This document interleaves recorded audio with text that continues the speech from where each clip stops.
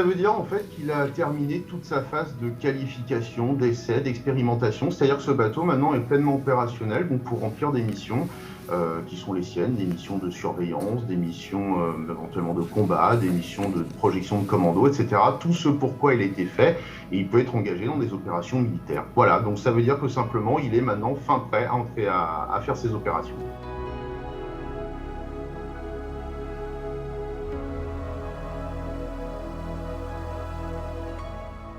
Il est basé à Toulon, mais c'est juste son port base. C'est un sous-marin à propulsion nucléaire, donc il peut aller partout. C'est des bateaux qui vont très régulièrement opérer aussi en Atlantique. Il y a d'ailleurs un quai qui a été spécifiquement fait pour lui et pour ses petits frères à Brest.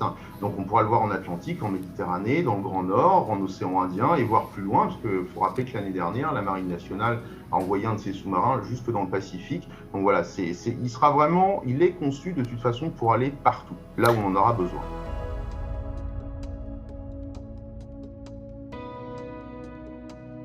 C'est des bateaux qui vont être assez exceptionnels. Il faut comprendre que là, la Marine nationale, elle est en train de changer d'air. Elle a des bateaux qui vont être plus grands, plus puissants, plus discrets que la génération précédente et qui vont être au top niveau mondial, avec des capacités bien accrues en termes de force spéciale, avec aussi pour la première fois dans la Marine française la possibilité de lancer des missiles de croisière, dont dans un certain nombre de cas, c'est aussi proposé comme option à l'export. Donc voilà, c'est un sous-marin qui peut répondre effectivement, sans sa propulsion nucléaire, avec du classique encore une fois, à des besoins à l'étranger. Et donc pourquoi pas effectivement vendre ses sous-marins à l'export, c'est tout à fait possible. Surtout maintenant que le Suffren est en service et donc il va pouvoir démontrer aussi ses capacités parce que très souvent, quand on parle d'une nouvelle technologie, on attend quand même de la voir un petit peu fonctionner avant de se dire ok c'est bon, j'ai vu à quoi ça ressemble, j'ai vu ce que c'était capable de faire, donc oui je peux acheter.